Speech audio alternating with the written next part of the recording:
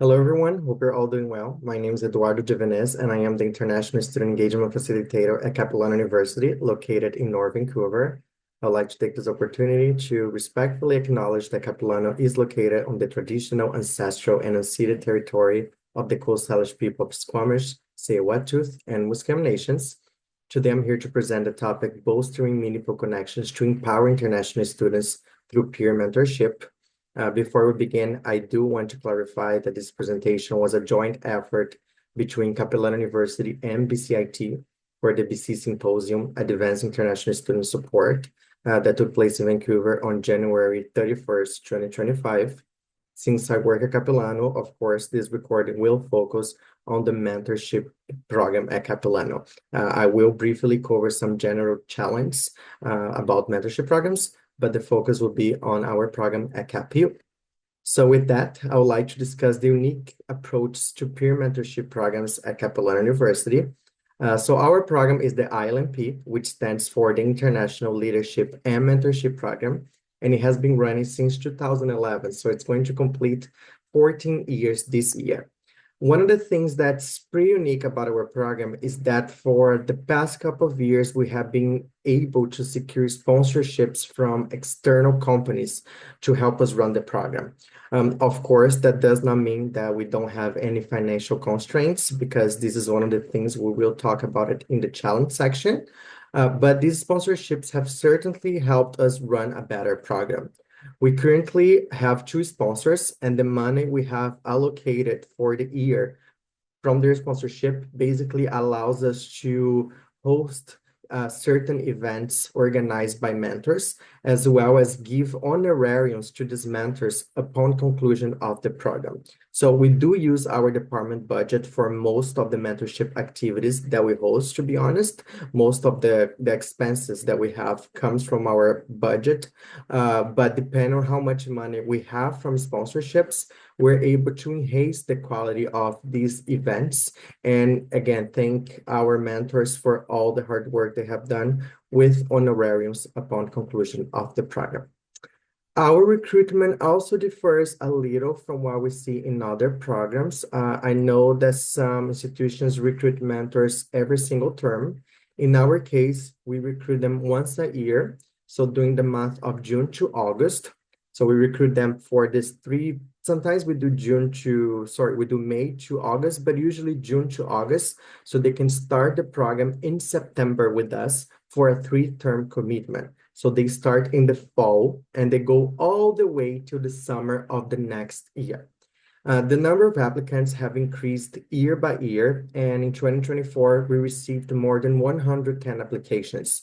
Not everyone usually meets the minimum requirements, which in our case at CapU are a letter of intent, a minimum GPA of 2.5, and minimum of 2 terms completed at Capilano.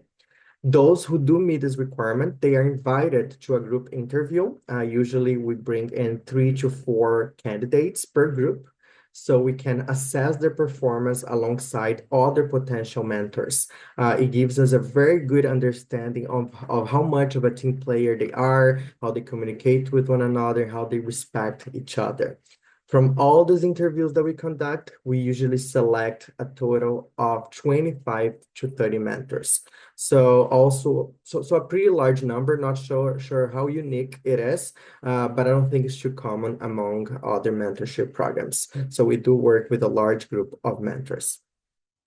And once these mentors are selected, they are then ready to provide support to our new international students. So the mentors can be both domestic and international, but our mentees are all international, and they only receive the guidance from a mentor during their very first term. So they can only request help during their very first semester, and use it for that term only. So if the mentee, for instance, is starting the program in the fall 2025 term, that mentee will receive a mentor for the fall 2025 term. Once that term has been completed, the mentee is no longer part of the program. Mentor and mentee, if they would like, they can stay in touch. Most of them do become friends, but that's pretty much where the mentorship responsibility between a mentor and mentee ends upon every single term. I know that for some schools, the mentees are automatically paired up with a mentor, But at Capilano, the mentees, they need to go online into our website before they arrive to complete a form and submit a request to be matched with a mentor. And in this form, they can rank their highest priority criteria to the lowest priority one, so we can find the best fit, the best mentor for them. So they can choose between language spoken, if they want someone that speaks the same language, or someone that has the same hobbies and interests, someone that's from the same country, or even taking the same program of studies. In average, each mentor has a total of 5 to 8, sometimes 10 mentees under their responsibility. Of course, it ranges depending on the term, but this is what we have seen as a pattern in the past couple of years. There are some challenges with that because sometimes we have more mentees of a country than others, or too many of the same program, and we don't have a mentor in a program that only one mentee is part of. So it's harder for us to divide them fairly, but we do the best we can using these criteria that they can select once they are requesting a mentor. In our program, mentors are also required to host at least one event per term. I think this is really unique because the program doesn't rely only on the one-on-one mentorship connection. These events also allow the mentors to enhance or even develop their event planning and leadership skills. So the 25, the 30 mentors that we recruit every year, they're divided into groups of 5 or 6. And then together, they need to come up with an event proposal for an activity that they are hosting for their mentees. Sometimes these events are on campus, sometimes they take place outside of campus. And here's usually when we use that sponsorship money that I mentioned a couple of slides before to enhance that event. If we have some extra budget, the mentees can create something more unique and more exciting and fun for the mentees. So the mentors can do that for sure. Of course, not always the events are perfect. This is a great opportunity for the mentors to learn how to execute an event. So basically, we give them this freedom to create something that they want and learn from their mistakes as well, so they can improve in the next term event that they have to plan again with their group. Something really interesting that we also implement in our program are the initial and final evaluations, where mentees analyze their mentor's performance 4 weeks after the commencement of the program and 4 weeks before the end of the program. So initial evaluation 4 weeks after the program starts and final evaluation 4 weeks before the program ends. It's a unique way that we found to collect feedback directly from those who are using and should be benefiting from the program. Once we have collected this feedback, we then meet with the mentors one-on-one to share how they can improve their performance, if that's the case, or congratulate them on the hard work they have been doing. Upon conclusion of the program, mentors will receive a certificate and a recommendation letter, which is pretty standard for almost every single mentorship program. But again, thanks to our sponsors, we have been also able to give them honorariums. We can give honorariums to mentors usually at the end of every single cycle of the program that ranks between sometimes 300, sometimes 250 to 400 to $500. So $250 to $500 is a good average. We also host a dinner appreciation for all of the mentors together, where we basically take pictures to post on our social media, and we use those pictures, of course, to promote the program in the next year. We also give them a co-curricular record validation. The co-curricular record transcript is an official document that basically lists our mentors' involvement in extracurricular and co-curricular activities during their academic program, but off the classroom, outside of the classroom. So in this case, we validate with positions that are related to their role as a mentor. So I have actually a picture here. So as you can see, it has the student personal details, followed by all the activities they organized, host, or volunteered outside of the classroom setting. So it's signed by both the president and the associate vice president. It's an official document, and the mentor can use for job applications, apply for a master's in the future or any other courses they want to apply. So really helpful, cool tool for the mentors to basically show off what they have been doing as a mentor. So whichever activity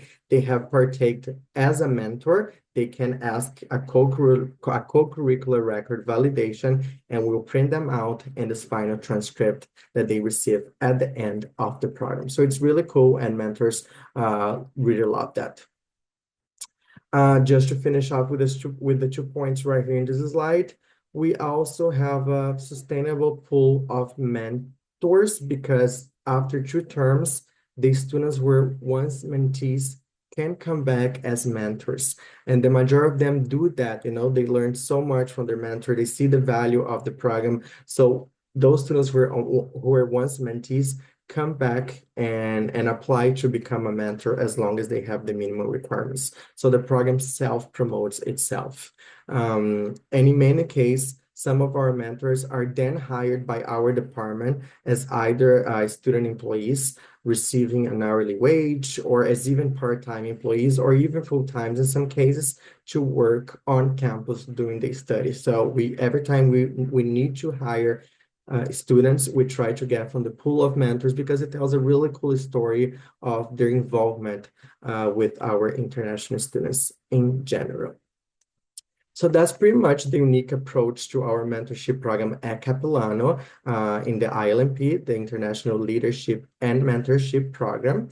After I finished my presentation, that slide, we basically allowed the attendees to spend 5 minutes discussing with each other at their tables the challenge they have encountered in the implementation of mentorship programs at their own institutions. We did not have time to discuss all of them in depth, but here we have selected some of the key ones that we can now explore a little bit further. So the first common challenge is the intense course load.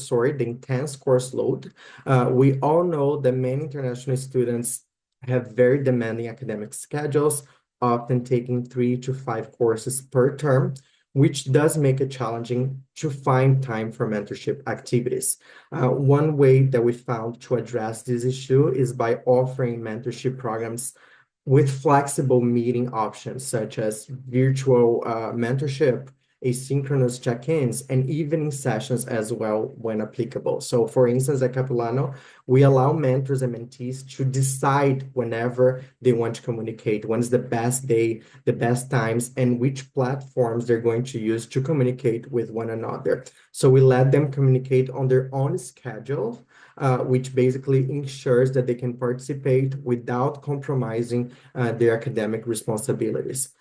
Digital platforms are also very important. We do emphasize that they should be meeting in person as much as they can. But again, we're talking to a younger audience, so we do reinforce the importance of digital platforms. So the use of WhatsApp, Microsoft Teams, Zoom, and social media is highly recommended. The second challenge is budget constraints. And one important and quite simple way to address this is by seeking external funding through sponsorships or even donations. In our case, as I said at the beginning, Capilano has been working with long-term sponsors, and we have been fortunate enough to have the possibility to enhance the quality of the program a little bit more thanks to these extra funds. Of course, this might not be possible for everyone, for every institution. We do have a sponsorship department that works really hard to make these sponsorships happen. So for those who are unable to secure external funds, I think the general recommendation is to offer non-monetary incentives like certificates, leadership credits, or even priority access to career services to attract mentors and keep the program sustainable without a large financial investment. Some events, they are very low cost as well, so that can be the focus of those institutions who do not have a lot of funding to run these events. Do smaller activities rather than taking them on bigger parties or big celebrations. Another common challenge is the imbalance between mentees seeking guidance and the limited number of available mentors. It has happened with us a few times. So sometimes we have too many mentees and not as many mentors in the same program. For example, it could be also language spoken. We have only one mentor that speaks Portuguese, but we have 10 or 12 mentees who want to be paired up with someone that speaks Portuguese. So one way that we kind of like try to address this is by recruiting mentors across multiple levels, including first-year students. I know some programs and some institutions tend to recruit mentors who are seniors only, because that makes sense, right? You want someone with more experience, but I think that when there's a demand for more mentors, we have more mentees and therefore we need more mentors. I think it's important to keep an open mind and accept students from different tiers, even though they might not have as much experience. I believe that with the right guidance and support that we program coordinators or facilitators can give them, the new students without that much experience can still be great mentors. So that's a way to supply enough mentors to run your program when you don't have based on the criteria you have selected or chosen to recruit those mentors. Another potential solution, I think, is to implement a tiered system where mentees can also transition later on and become mentors, which again ensures program sustainability and is something that we have already been doing at Capilano, and it works really well too. Next is cultural differences. We know that cultural differences can impact communication styles, expectations, and the overall mentoring experience. So I think it's really important to provide cultural competency training for both mentors and mentees to enhance cross-cultural understanding. This training can include workshops on intercultural communication, active listening, and even awareness of cultural norms, so they understand how the country and how different cultures operate. And I think it's also really important for us to encourage mentors to adopt a very flexible and non-judgmental approach to make sure the mentees feel comfortable expressing themselves. And we do that a lot during our first training sessions. Once we have recruited mentors, we always ask them to be non-judgmental and keep an open mind, because they will come across so many different cultures and backgrounds. So very important, ensure that the mentor and the mentee can connect with each other, even though there will be for sure cultural differences that will naturally try to push them apart. Engaging shy or introverted mentor mentees is something that we do come across very often. To support these mentees, we program coordinators, I think we need to introduce icebreaker activities and more structured conversations to help facilitate these interactions. For instance, we offer communication skills workshops in partnership with other departments that can both empower mentors and mentees to express themselves more confidently. The pairing also needs to be very thoughtful. So the pairing of introverted mentees needs to be done with mentors who are more patient and understanding of their needs to ease that initial discomfort. So it's not only about matching them at first, you need to make sure that the matching made sense as the program evolves. Otherwise, you do need to switch mentors if the mentee was one person very shy or very introverted that needs to be paired up with someone who might have a different style, a mentorship style that's more suitable for them. And of course, we need to create a welcoming, non-intimidating environment through casual meetups, peer support groups, or again, workshops or webinars that can give them the tools to build confidence and of course ensure that they will benefit from the program. Sustaining long-term engagement and meaningful connections is, in my opinion, one of the hardest challenges. Students usually start the program really excited and motivated, but with time, as more responsibilities, both personal and academic, start to rise, we do see a decrease in engagement. What we have been trying to do to address that is that at the same time We're giving them the flexibility to connect whenever they want, in whichever form they want. We're also setting clear expectations and structured timelines from the very start. So we do implement check-in with myself, in this case, the program facilitator. We try to create goal-setting exercises and even milestones to celebrate, and make sure that we can maintain momentum and give participants a sense of progress. So it's important not to let morale fall. We need to ensure that mentors are keeping themselves motivated throughout the program.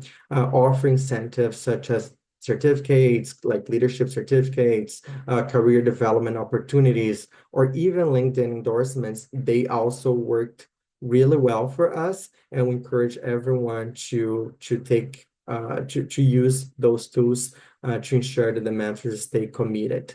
It's not an easy task. It does require a lot of work and time, but nevertheless, very important to be implemented. And the last challenge is measuring program success. I often say that it's hard to evaluate the program when it's doing well, but it's very easy to see if the program is failing or not succeeding as expected. There are things that we try to implement to evaluate and understand better how mentors and mentees are doing, but not all metrics work, to be honest.